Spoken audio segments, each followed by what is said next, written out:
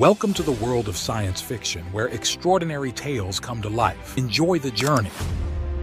The binary suns of Keshara colony burned red and gold against a dust-choked sky, their heat turning the marketplace into a furnace that stank of alien sweat, burnt metal, and desperation. Jack Mercer dropped into his 97th one-armed push-up, his muscles screaming protest while the crowd pressed closer, their shadows falling across his sweat-slicked back. 97. Master's reedy voice counted in accented English, the blue-skinned alien's beard dragging through red dirt as he circled Jack like a diminutive drill sergeant. 98. You slow down, student? Perhaps age finally catches the great Earth warrior? Jack's teeth ground together, his right arm trembling as he powered through 99. The crowd had gone silent except for the wheeze of recycled air through market ventilators and the distant hum of freight haulers overhead. Someone coughed, a wet, sick sound that meant they'd been breathing unfiltered atmosphere too long. 100. Jack exploded upward, landing on his feet in one fluid motion that sent market dust swirling. He rolled his shoulder, feeling the old shrapnel scar pull tight, and flashed the crowd his best American grin, the kind his grandfather said could sell ice to Eskimos or democracy to dictators. The mixed crowd of humans and aliens erupted in multilingual cheers. Credits changed hands as bets were settled. Jack snagged his worn pilot's jacket from where Master held it, the leather cracked and faded but still carrying the 82nd Airborne patch from the colony wars. That's when he saw her. She stood apart from the crowd like a shadow had learned to walk, wrapped in tattered robes that might have once been expensive. The fabric hung wrong on her frame, too heavy for Keshara's gravity, designed for somewhere with thinner air and softer light. But it was her posture that caught Jack's attention first. Everyone else in the market hunched against the heat, shoulders curved in submission to the colony's crushing poverty. This woman stood straight as a blade, her hooded head turned slightly away from the spectacle he'd just provided, as if watching street performers was beneath her notice. Jack shrugged into his jacket, ignoring Master's disapproving grunt, and started toward her. The crowd parted. Being one of Earth's greats had its privileges, even in this armpit of the galaxy. You hungry? Jack's voice cut through the market babel of Mandarin, English, and half a dozen alien languages he couldn't name. He pulled his last protein pack from his jacket's inner pocket, real Earth beef, flash frozen in Chicago before the export bans, worth more than most colonists saw in a month. The woman's head tilted up just enough for him to catch a glimpse of what lay beneath the hood. His step faltered, eyes like looking into deep space through colored glass, purple and silver swirling together in patterns that seemed to shift when he tried to focus on them. Skin that caught the binary sun's light and turned it into something else, something that made his mouth go dry despite the water he'd just downed. I don't take charity. Her accent was musical, each word precisely cut like a master jeweler working with sound instead of stone. Core world accent, Jack realized. Maybe even imperial. Good. Neither do I. Jack tossed the pack anyway. It landed at her feet with a soft thud that seemed too loud in the suddenly quiet corner of the market. That's not charity. That's me betting you'll need your strength for whatever you're running from. Her body went still. The kind of stillness that meant someone was deciding whether to run or fight. Before she could choose, the market's proximity alarm shrieked to life. Energy weapons cracked like lightning through thick air. Screams erupted in a dozen languages. 3 Valdec raiders burst through the southern stalls, their reptilian bodies encased in bio-armor that rippled like living oil. Their scanner sweep sent vendors diving behind their wares, knowing that being scanned usually meant being shot. Nobody moves. The lead raider's translator mangled the words into a mechanical snarl that made children cry and adults freeze. His scanner swept the crowd in methodical arcs, its beeping growing faster as it neared the robed woman. Jack stepped forward, his boots crunching on scattered produce from overturned stalls. The movement was casual, almost lazy, like he was walking up to a bar instead of toward three armed killers. The raider's attention snapped to him, weapons rising. Jack raised his right hand, index finger extended like a gun barrel, thumb cocked up at 90 degrees. The raiders paused, confused by the gesture. "You know what we call this on Earth?" Jack's grin showed teeth, not friendly, not anymore. "A promise." He dropped his thumb. Bang! Before the word finished echoing off the market's corrugated walls, Jack moved. Not superhuman fast. Humans didn't have enhanced genetics or cyber augments like some species. Just trained, efficient, brutal. The kind of violence that had won the colony wars when Earth had been outnumbered 50-1. His boot connected with the first raider's knee joint where the bio-armor was weakest. The crack of breaking cartilage mixed with an inhuman shriek. Jack's elbow followed through into the second raider's throat while his other hand stripped the weapon from nerveless fingers. The third raider managed to fire, the energy blast searing past Jack's ear close enough to smell burning hair, before Jack's appropriated weapon butt-stroked him into unconsciousness. 3 seconds. 3 raiders down, unconscious but breathing. The market held its collective breath. Jack dropped the weapon and turned back to the woman. Her hood had fallen back in the chaos, revealing her fully. The description his mind supplied, beautiful, was pathetically inadequate. Skin like polished amethyst, hair flowing silver white like liquid moonlight despite the dust and chaos around them. Features that looked carved by an artist who decided to show off. She was tall, maybe 5'9", with the kind of figure that would have caused traffic accidents back on Earth. Why? She asked the question like she genuinely couldn't understand, those impossible eyes studying him with an intensity that made his skin prickle. "Because," Jack wiped green Valdec blood from his knuckles onto his jacket, "someone once told me the measure of a man isn't in who he can beat, but who he chooses to protect." Master waddled over, barely reaching Jack's waist even with his oversized head. The ancient alien stroked his filthy beard, leaving streaks of market dust on the gray whiskers. His eyes, old as collapsed stars, fixed on the woman with recognition that made Jack's stomach drop. "Foolish student, you don't even know what you've done." Master's voice carried the weight of someone who'd seen empires rise and fall. He looked between Jack and the woman, something like pity crossing his blue features. "That gesture you made, the finger gun, in the Saravel Empire, that's a soul pledge, a vow to defend until death." The woman's eyes widened, those cosmic irises dilating in shock. You couldn't have known?" "Known what?" Jack's voice came out rougher than intended. The market was starting to recover around them. Vendors checking their wares, children being hushed by parents. But everyone gave them a wide berth now. She straightened, and suddenly she didn't look like a refugee anymore. She looked like someone who'd been born to command fleets and conquer worlds. "My name is Lunara Saravel, and you just pledged yourself to protect the last heir to the Saravel Empire." The market sounds faded to white noise in Jack's ears.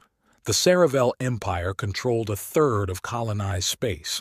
Their princess had supposedly died in a coup 6 months ago, which meant, "Move, now!" Master's voice cracked like a whip. His tiny hands were already pulling components from his belt, assembling something that looked halfway between a grenade and a computer. Those weren't random raiders. They're trackers. Where there's 3, there's 30. Engine roars echoed off the colony's dome shield. Military-grade assault craft, by the sound. Jack grabbed Lunara's wrist. Her skin was cooler than human normal, smooth as silk, and ran. They burst through the market's back entrance into the industrial district's maze of narrow alleys.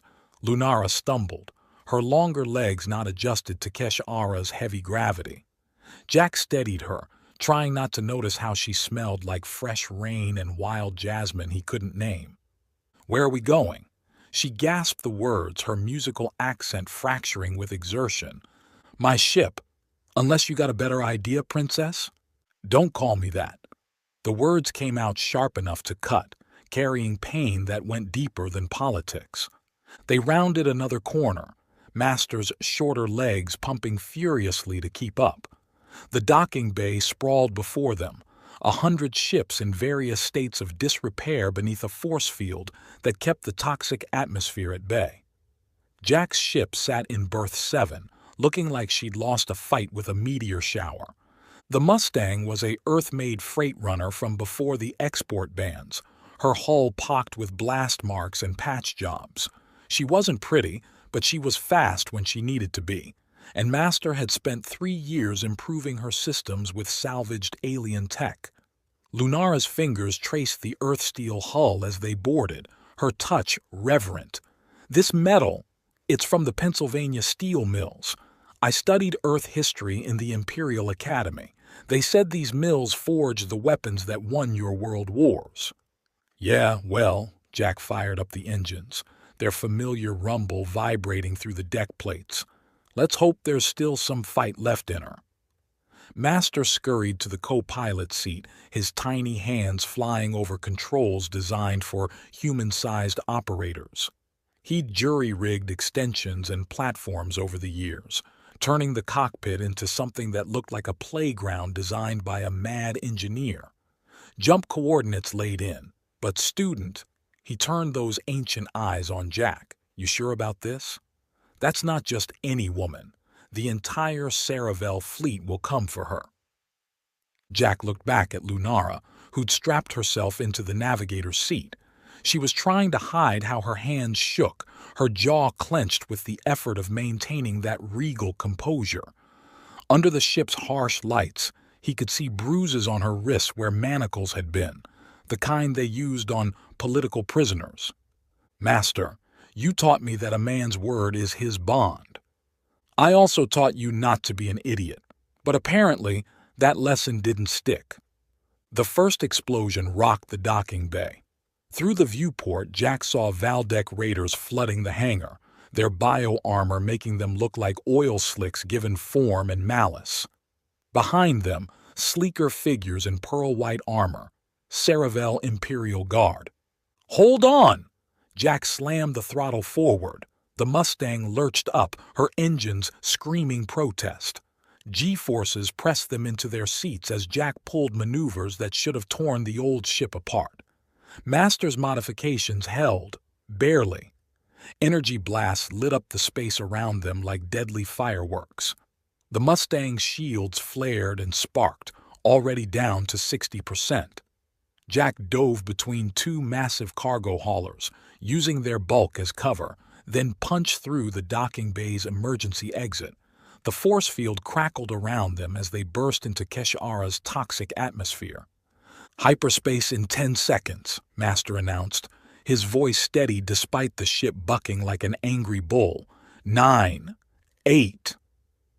Through the rear cameras, Jack saw 3 Saravel destroyers dropping out of orbit, their weapon systems already glowing hot. 7, 6. Lunara's reflection caught in the cockpit glass. She was staring at him, those impossible eyes unreadable. 5, 4. Thank you, she said, so quiet he almost missed it over the engine noise. 3, 2. Jack turned to answer, but the universe twisted inside out as they jumped to hyperspace. Stars became lines, became nothing at all. The Mustang shuddered once more, then settled into the familiar hum of faster-than-light travel. They were safe, for now. Jack slumped back in his pilot's seat, adrenaline leaving his system in a rush that made his hands shake. So, Princess, Lunara, you want to tell me what the hell I just signed up for? She unstrapped from her seat, moving with that liquid grace despite the ship's artificial gravity needing recalibration. Standing, she pulled back her shoulders, and for a moment Jack saw what she must have looked like in the imperial court, devastating in designer gowns instead of refugee rags. You signed up to protect the last free member of a dynasty that's ruled for 3,000 years. Her voice carried bitter amusement. You signed up to be hunted by the most powerful military in known space. You signed up to help a woman who's lost everything reclaim a throne she never wanted. And the man leading those destroyers? Her expression flickered. Pain, anger, something else. Zareth Velkarian, the Empire's greatest general, my father's most trusted friend. She paused, looking away. My former betrothed. Master made a sound that might have been a laugh or a cough. Oh, student, you certainly know how to pick your fights. Jack stood, rolling his shoulders to work out the tension. The Mustang's recycled air tasted like metal and burnt coffee, familiar as home. He'd been drifting since the colony wars ended, taking cargo runs and security gigs, looking for something he couldn't name. Maybe he just found it.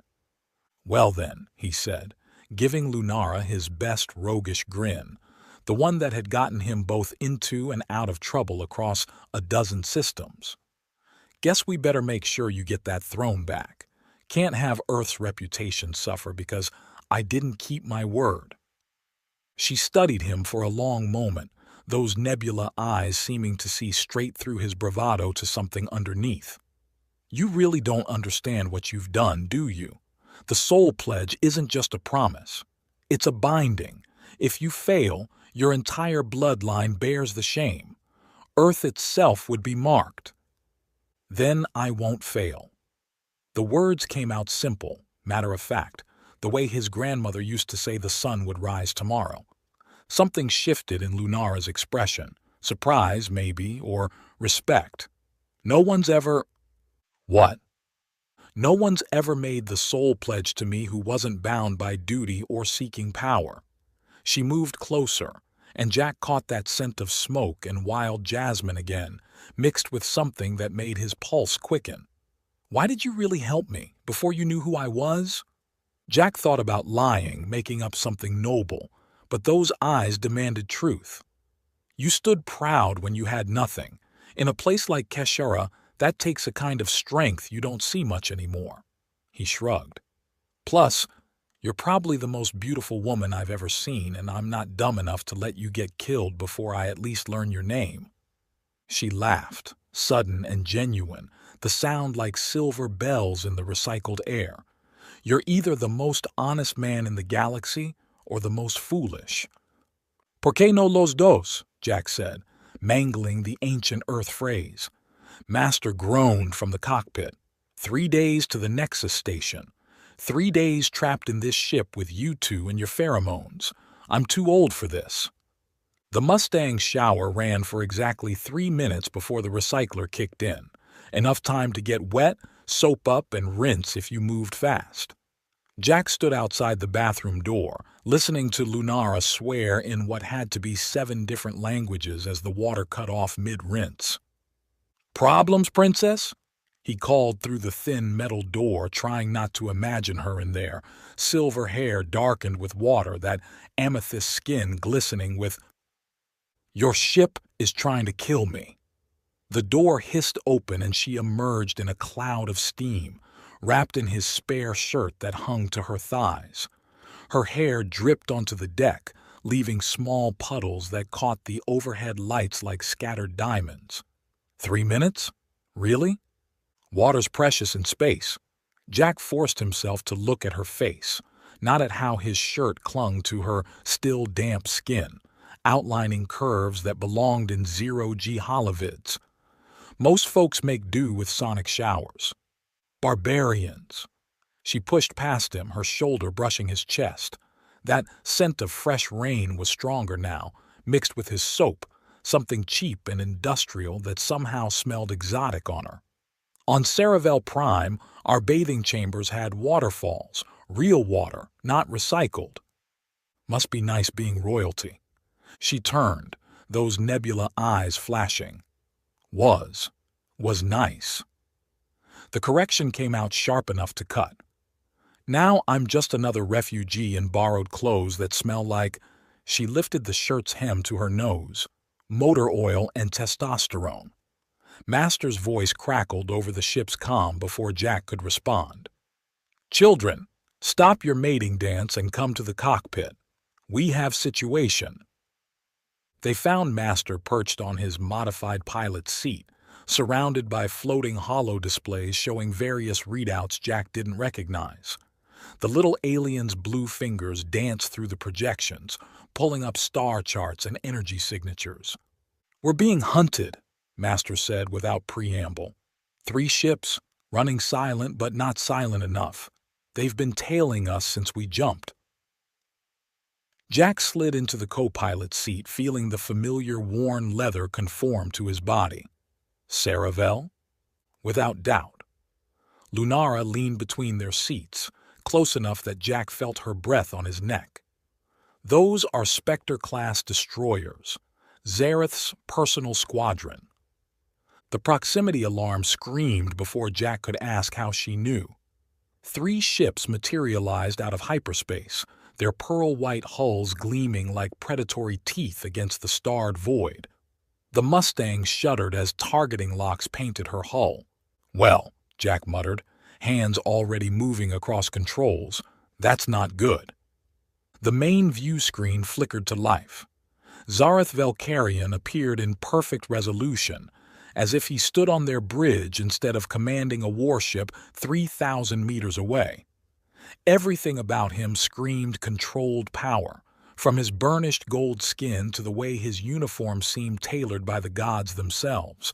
His eyes were like dying stars, beautiful and terrible, the kind of eyes that had watched worlds burn and found them wanting. "Hello, my star." His voice was cultured, each word precisely placed like pieces on a game board. "You've led me quite a chase." "Don't call me that, Zareth." Lunara's whole body had gone rigid, her hands gripping Jack's seat back hard enough to leave impressions. "You prefer this human calls you princess?"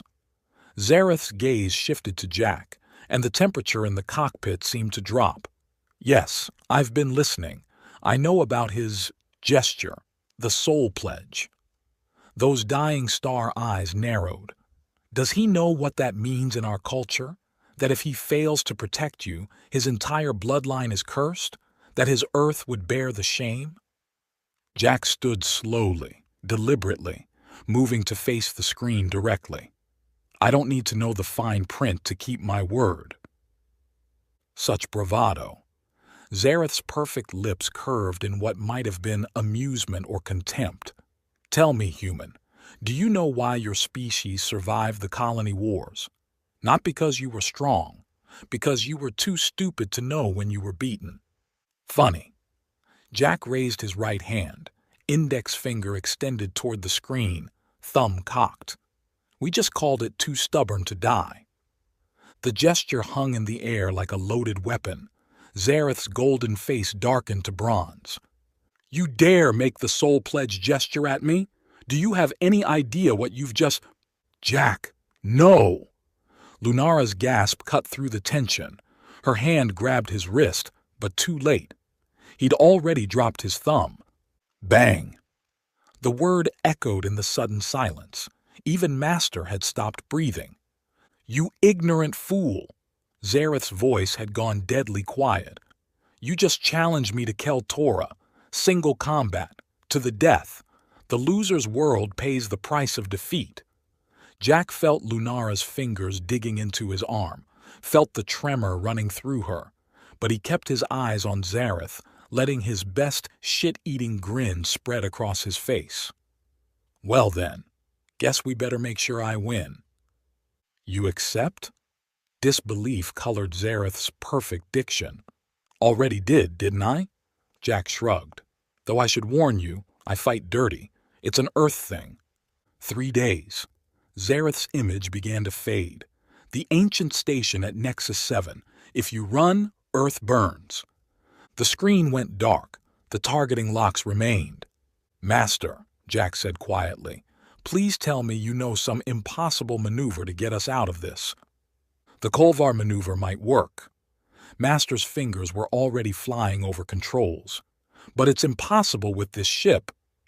Only impossible if you're not crazy enough.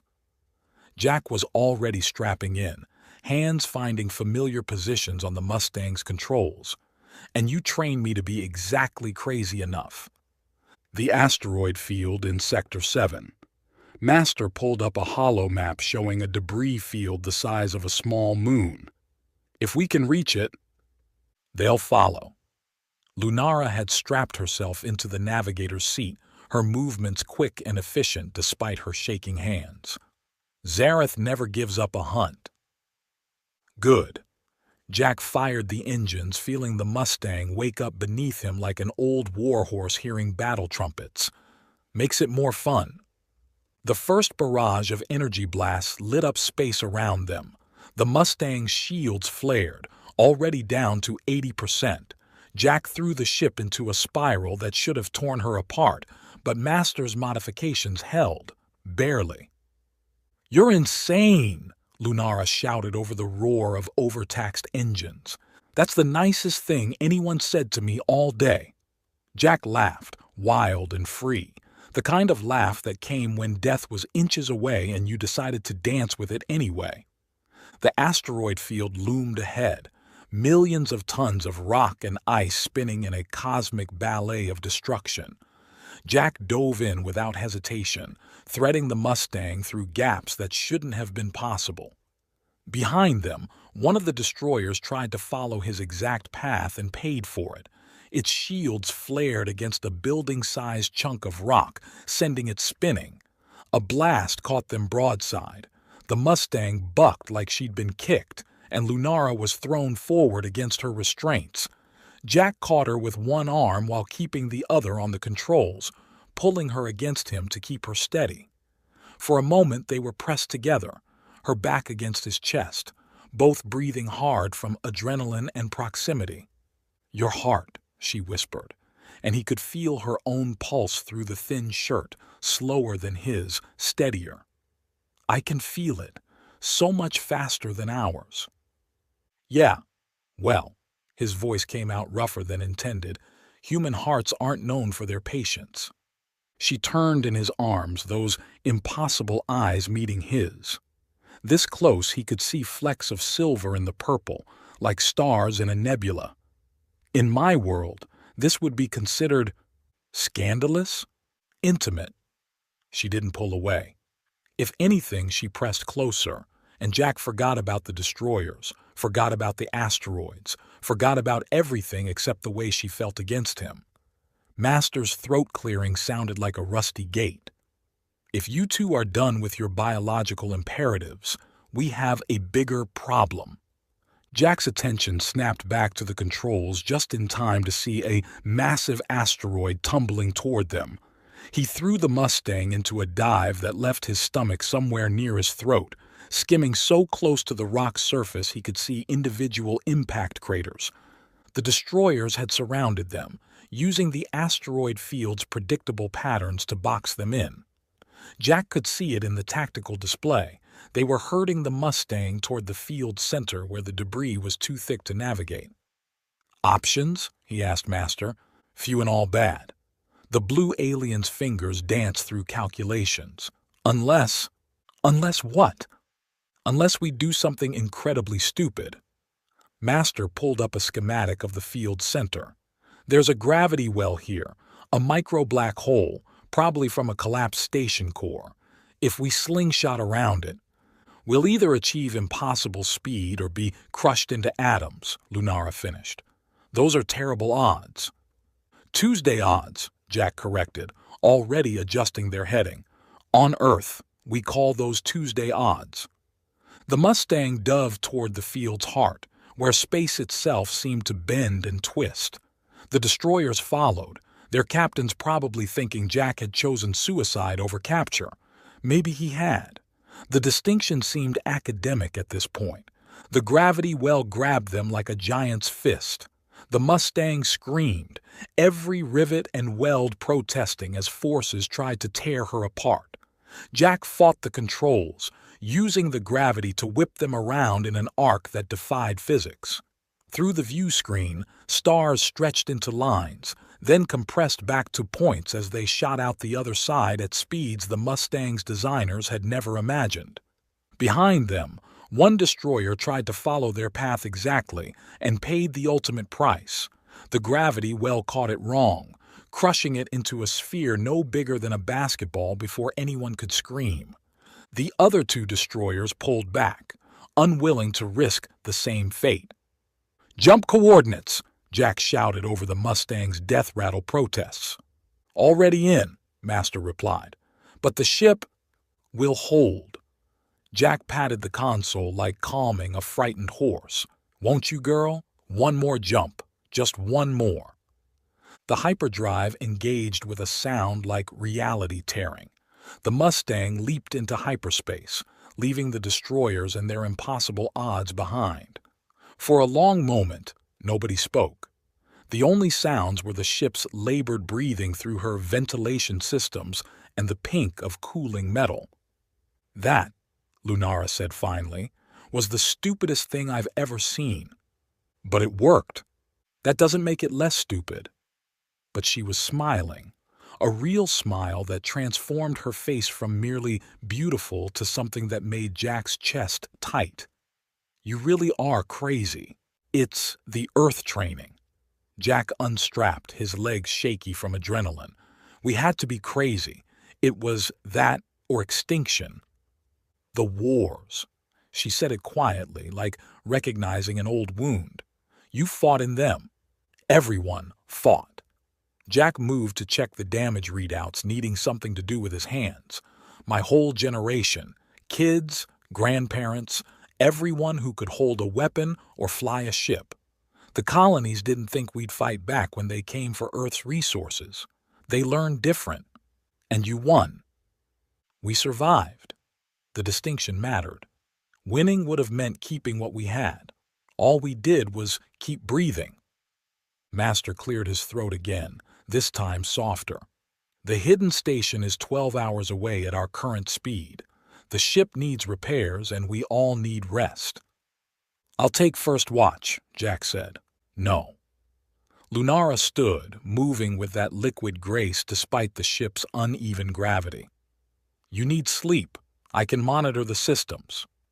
"You know how to—" "I was raised to command fleets, Jack." She moved to the pilot's seat as he vacated it, her fingers already dancing over controls with surprising familiarity. "I think I can handle watching a few readouts." Jack wanted to argue, but exhaustion hit him like a hammer now that the adrenaline was fading. "Wake me if—" "I'll wake you." She settled into the seat, pulling one leg up under her in a way that was decidedly unprincess-like. "Go. Sleep. You'll need your strength for the Keltora you so stupidly agreed to." Jack started to leave, then paused. "Do you really think it was stupid? The challenge?" She didn't turn around, but he saw her reflection in the view screen, those nebula eyes complicated with emotions he couldn't read. "I think it was the bravest, most idiotic thing I've ever witnessed. And I think," she paused, "I think my father would have liked you." Jack left before he could say something stupid. More stupid anyway. The Mustang's single crew cabin was barely big enough for the narrow bunk and storage locker. Jack collapsed onto the bed fully clothed, his body aching from the G-forces they'd pulled. Through the thin walls he could hear Lunara humming something, a melody that sounded like starlight would sound if it could sing. He closed his eyes and tried not to think about how she'd felt pressed against him, how she'd said his name like a prayer, how those impossible eyes saw straight through him to something he wasn't sure existed. 3 days until he fought the Empire's greatest warrior. 3 days to figure out how a broken Earth soldier could beat perfection incarnate. 3 days to pretend he hadn't already fallen for a princess who smelled like rain and jasmine and looked like every dream he'd never dared to have. The Mustang hummed around him, wounded but still flying, and Jack let the familiar sound carry him toward sleep. He'd figure it out tomorrow. On Earth, they'd gotten good at figuring things out tomorrow. It was all the tomorrows they'd fought for, after all. He was nearly asleep when the door hissed open. Soft footsteps crossed the small space. "Jack?" Lunara's voice was barely a whisper. He opened his eyes to find her silhouetted in the doorway, backlit by the corridor's amber emergency lights. "Something wrong?" "I can't sleep sitting up. Not after today." She moved closer, and he could see her face now, vulnerable in a way that made his chest ache. "In my culture, sharing sleeping space is significant. But I trust you." Jack shifted over on the narrow bunk, making room. "Must be Tuesday. All the weird stuff happens on Tuesday." She laughed softly and lay down beside him, careful to maintain a few inches of space between them. This close, he could feel the cooler temperature of her skin, could hear her breathing slowly sink with his. "Tell me about Earth," she said into the darkness. "The real Earth, not the propaganda versions." So he did. He told her about summers in Iowa where the corn grew tall enough to get lost in, about cities that rebuilt themselves from rubble with nothing but determination and salvaged steel, about his grandmother's apple pie recipe that he'd never learned because he'd always assumed there'd be time. He talked until his voice grew rough, and somewhere in the telling she moved closer, until her head rested on his shoulder and her hand lay flat against his chest, right over his too-fast human heart. "Your world sounds beautiful," she murmured, already half asleep. "Was beautiful," he corrected. "Before the wars." "No." Her fingers pressed against his chest, gentle but insistent. "Is beautiful, because it made people like you." The Imperial arena hung in space like a god's eye, watching. Jack pressed his face against the Mustang's viewport, watching the massive sphere of energy rotate slowly against the starred void. Inside that transparent bubble, atmosphere and gravity waited alongside 10,000 of the Empire's elite, all gathered to watch him die. "It's not too late," Lunara said behind him. Her reflection in the glass showed her dressed in the formal witness robes they'd forced on her, white silk that made her amethyst skin glow like sunset through clouds. "We could run, find some backwater system where Earth burns because I broke my word." Jack turned from the view. 3 days since his challenge. 3 days of running, hiding, and finally accepting that there was nowhere in the galaxy Zareth wouldn't find them. "That's not happening, Princess. Stop calling me that." But there was no heat in it anymore. Somewhere between that market on Keshara and here, it had become something else, something private between them. Master entered the cargo hold where they'd gathered, his blue face grim beneath his dirty beard. In his tiny hands, he carried a device no bigger than a cigarette lighter, matte black, unremarkable, heavier than worlds. "Student," Master's voice cracked like old leather. "Listen carefully. I wasn't always a wandering teacher." Jack knelt to meet the alien's ancient eyes. "Master?" "During the first expansion, before your Earth even dreamed of stars, I was the Empire's memory keeper. Every secret, every shame, every forgotten truth, I held them all." Master pressed the device into Jack's palm. "This contains Earth's military codes, the location of the Genesis bunker, the last reserve of weapons that won the colony wars." The device felt cold against Jack's skin, like holding frozen death. "Why would I—" "Because the arena is bound by the covenant of witness," Master interrupted. "Every duel's outcome is sealed by the truth broadcast before the first blow. If you show this, if you reveal Earth's Genesis bunker codes, then Imperial law will recognize your demands as valid terms. No emperor, no general, not even Zareth himself can deny them once the galaxy has heard. To refuse would be to admit the Empire's law is a lie, and the Saravel dynasty would crumble in disgrace." Jack's throat tightened. The device suddenly felt like a live weapon in his hand. "So, if I use it, if I broadcast it, Zareth must accept your victory as binding," Master said heavily. "But Earth will curse your name. You'll have traded their last hidden strength for their survival." or for their freedom, Lunara said softly. She laid a hand on Jack's shoulder, her touch cool and steady. If Jack wins, and the Covenant seals his terms, then Earth's sovereignty can be declared unassailable. It will be written into law for all time.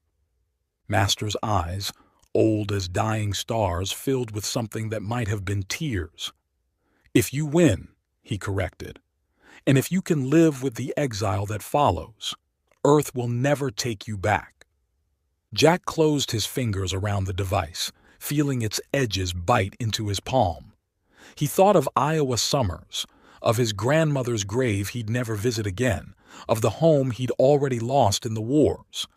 Then he looked at Lunara, this impossible woman who stood like a queen even in chains, who made him laugh in the face of death, who trusted him with her life when she had no reason to trust anyone.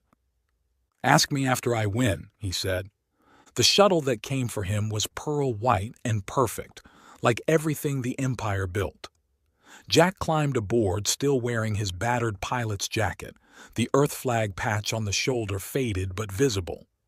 The Imperial Guard flanking him looked at him like something they'd scrape off their boots. "The human will follow protocol," the lead guard said through his translator. "Kneel before the Emperor Regent. Accept judgment. Die with what honor your species can manage." "Yeah, about that." Jack settled into his seat, pulling out a piece of gum, real Earth spearmint, his last piece. "I've got a counter-proposal." The guard's hand moved to his weapon. "You dare—" "Save it for the arena, Shiny." Jack popped the gum, letting the familiar taste flood his mouth, one last bit of Earth. "Your boss wants a show, right? Let's give him one." The arena of stars defied physics in ways that made Jack's head hurt. A perfect sphere of energy containing breathable atmosphere, Earth-normal gravity, and enough space for 10,000 spectators to watch from shield-protected galleries that floated like opera boxes in the void. The floor was some kind of smart matter that could become anything: solid ground, water, fire, whatever the combatants needed to make things interesting. Jack stood at one end, his jacket unzipped, hands loose at his sides. Across from him, Zareth stood in ceremonial armor that shifted like liquid mercury, conforming to his perfect physique. The armor probably cost more than Earth's gross planetary product.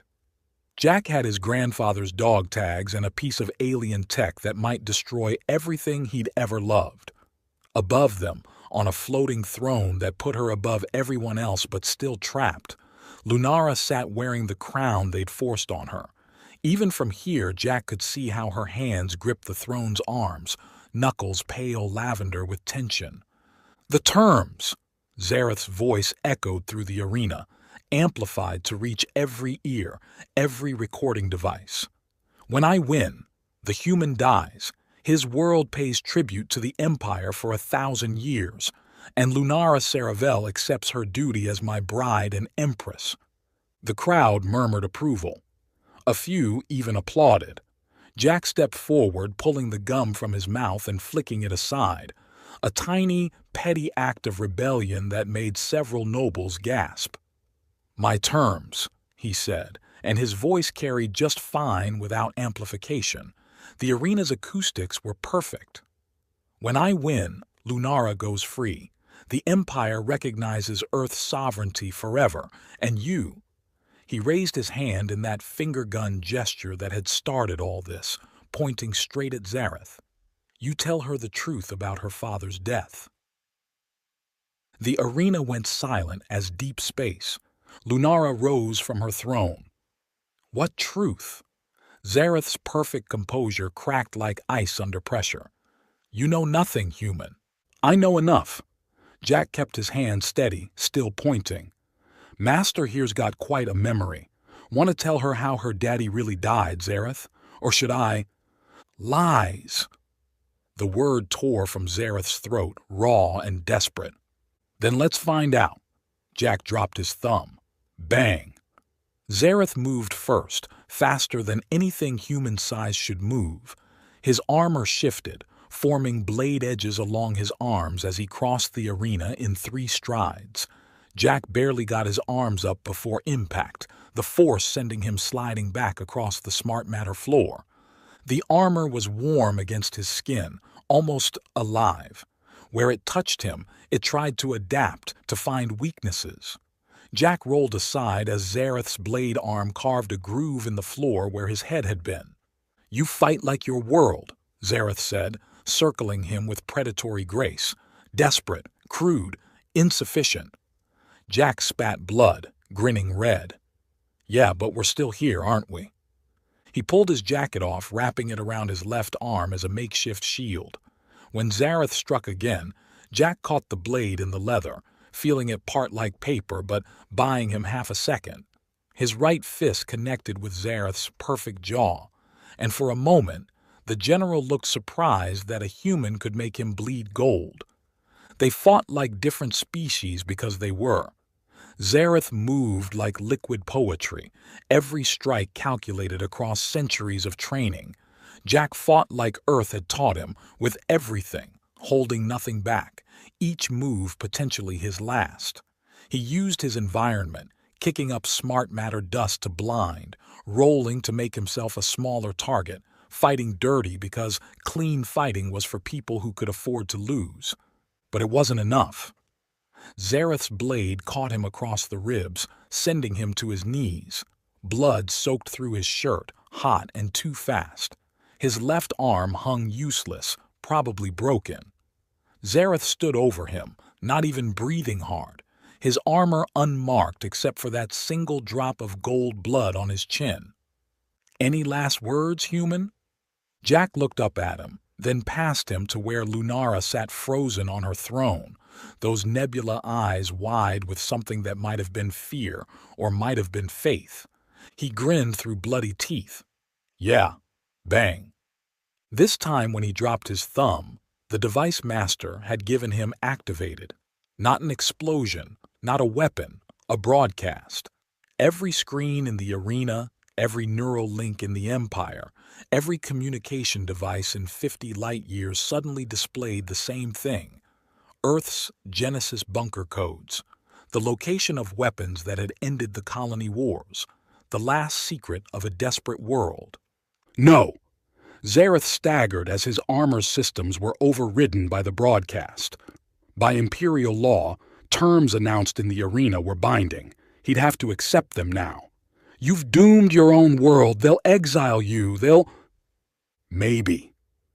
Jack struggled to his feet, blood making the floor slick under his boots. "But here's what Master remembered. The real reason you killed the Emperor." The arena held its breath. "You loved her." Jack's voice carried clear and true. "You loved Lunara so much that when her father tried to sell her to the Valdec clan for a peace treaty, when he was going to trade his daughter like property to monsters who'd use her for breeding stock, you killed him." Zareth's armor flickered, faded, revealing the man beneath. Just a man for all his perfection. A man whose golden face had gone pale as Earth's moon. "Is it true?" Lunara's voice broke across the space, and she wasn't a princess now. She was just a daughter learning her father had tried to sell her, and the man she'd feared had saved her. Zareth's blade dissolved into nothing. His shoulders, always so straight, so proud, sagged under invisible weight. "Everything I did was for you, to save us. By forcing me to marry you, by giving you the empire you deserved." The words tore from him, centuries of control shattered. "Together, we could have reformed it, made it worthy of you. I loved you enough to burn the galaxy for you." "That's not love." Lunara stood and with deliberate precision removed the crown from her head. "Love isn't about possession, Zareth. It's about choice." She walked down from the throne, past the barriers meant to keep observers safe, directly into the arena. Her white robes trailed through Jack's blood, staining red at the hem. She went to Jack, slipping under his good arm to support him. "You fool," she whispered, and he could feel her trembling against him. "You beautiful, stupid, magnificent fool. You've lost everything." "Not everything." Jack touched her face with his blood-slick hand, leaving a red print on her amethyst cheek. "Not you." Zareth watched them, and Jack saw the moment something broke behind those dying star eyes. Not his body, his spirit. The perfect general, the Empire's greatest warrior, brought low by a truth he'd never understood. Love meant letting go. "The combat isn't finished," Zareth said, voice hollow. "By law, one must yield or die." Jack straightened as much as his injuries allowed, looked at this man who'd loved too much, too wrong, too possessively. He saw himself in another life, if he'd been born to power instead of Iowa farmland. If he'd been taught that love meant control instead of sacrifice. "Then I yield." Gasps rippled through the arena like wind through wheat, but on one condition. Jack kept his eyes on Zareth's. "You let her choose. No laws, no duty, no soul pledges, no obligations. Just let her choose." The arena fell silent except for the hum of energy shields and the whisper of recycled air. Zareth stood frozen, his perfect features cracking with emotions he'd spent centuries learning to hide. "Choose?" The word came out strangled. "She is the last of the Saravel line. She has a duty." "She has a life," Jack corrected, swaying on his feet but keeping his voice steady. "And it's hers to live." Lunara looked between them, Zareth, offering her an empire of 1,000,000,000 souls, stability, the power to reshape the galaxy. Jack, offering her nothing but a beaten-up freighter, exile from everything she'd known, and a freedom she'd never tasted. She took a step away from Jack and his heart stuttered. Then she turned to face the floating galleries where the Empire's elite watched in breathless silence.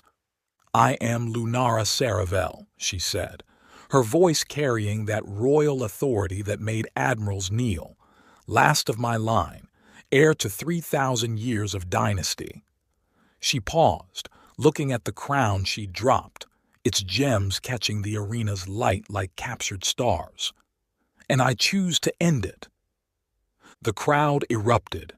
Shouts of outrage, disbelief, a few scattered cheers from younger voices who'd never thought they'd see the old ways challenged. She walked back to Jack, took his face in both hands and kissed him. Not a princess kissing a hero, just a woman kissing the man who'd set her free. He tasted like blood and earth spearmint gum, and when she pulled back, she was smiling through tears. "I choose the legend," she said loud enough for everyone to hear. "I choose the man who gave up his world for mine, not to own me, but to free me." Master stepped forward from where he'd been watching, and somehow his reedy voice commanded absolute attention. "Then by the old laws, older than emperors, older than empires, I declare this binding. Lunara Saravel is free of all obligations. The human Jack Mercer is exile from Earth, but welcome in the Empire as legend walker, he who sacrificed all for love." "No." A new voice rang out, young, clear, determined. A figure dropped from one of the viewing galleries, landing in the arena with enhanced grace. She was maybe 17, with Zareth's golden skin but softer features.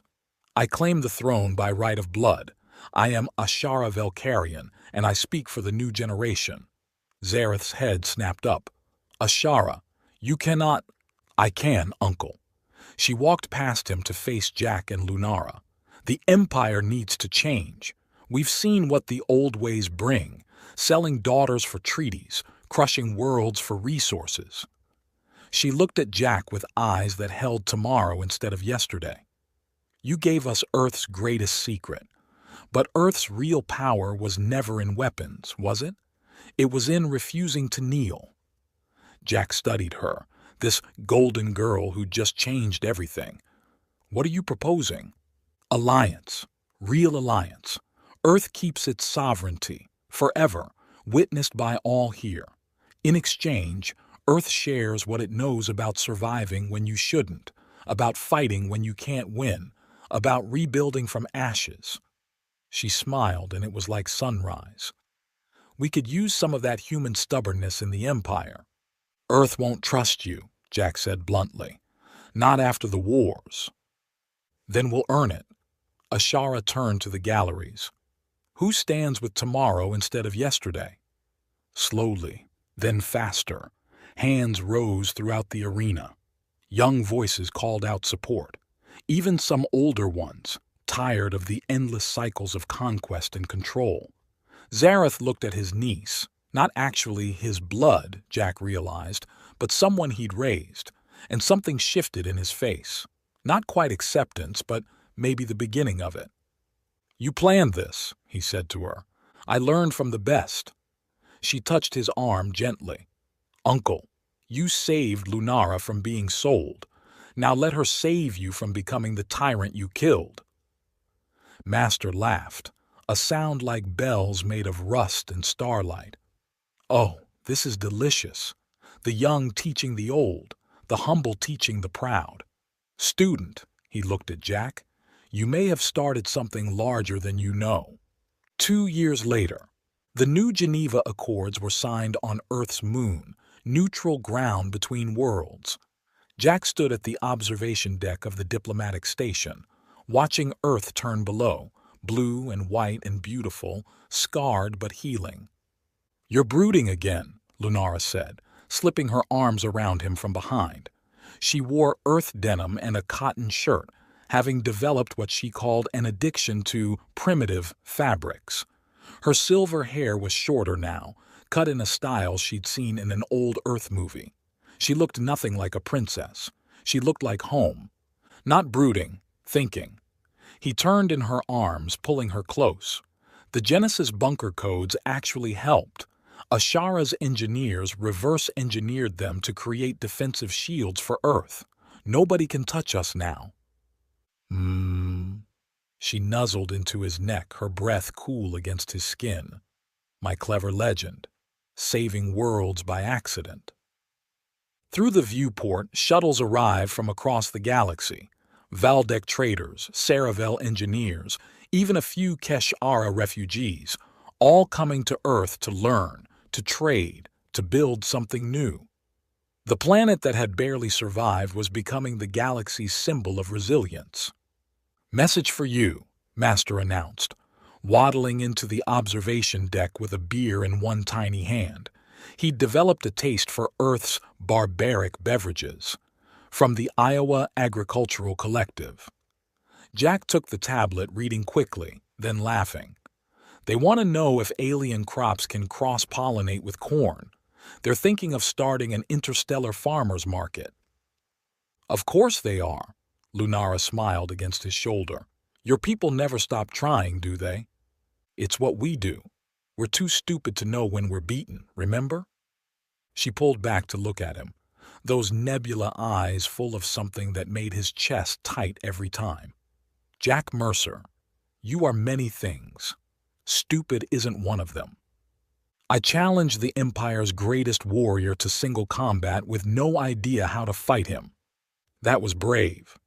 I gave up Earth's greatest secret to save you. That was love.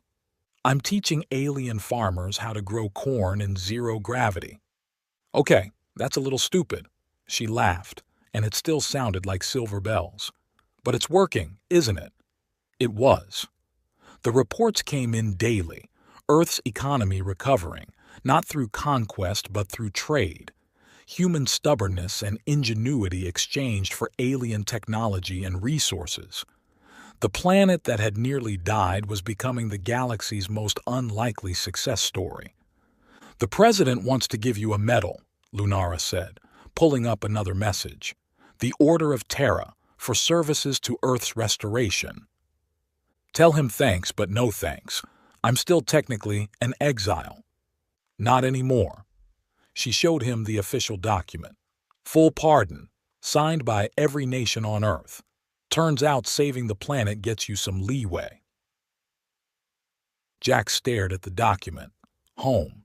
He could go home. walk through Iowa cornfields, visit his grandmother's grave, eat real pizza in Chicago. The wanting hit him like a physical thing, sharp and sweet. "We could visit," Lunara said softly. "Master's already planning the trip. Something about wanting to try every beer on the planet." "We?" She raised an eyebrow, a very human gesture she'd picked up. "You think I'm letting you go alone? Someone needs to make sure you don't start any more intergalactic incidents." "I love you," he said, because it needed saying, because he could, because she'd chosen him over an empire. "I know." She kissed him, soft and sure. "It's the only thing about you that isn't stupid." Master's voice echoed over the station's comm. "Children, the Earth delegation is here. They brought something called bourbon and challenged me to a drinking contest. I need my student to defend my honor." Jack laughed, taking Lunara's hand. "Come on, princess. Let's go show them how it's done." "Not a princess anymore," she reminded him. "No," he agreed, pulling her toward the door. "Something better." They walked together toward the diplomatic hall, where Earth and Empire were learning to build something new. Behind them, through the viewport, Earth turned on its axis, scarred but unbroken, humble but proud, still too stupid to know when it was beaten. And in the vast space between worlds, the legend spread of the last Earth hero who'd given up everything for love and somehow got it all back, of the princess who'd chosen freedom over power, of the empire that learned to bend before it broke. But mostly, the legend was about a promise, a finger pointed like a gun, a thumb dropping, a single word, bang. That meant "I will protect you, even if it costs me everything." It was never about the gesture. It was always about the promise behind it. And Jack Mercer, Earth legend and terrible farmer, always kept his promises.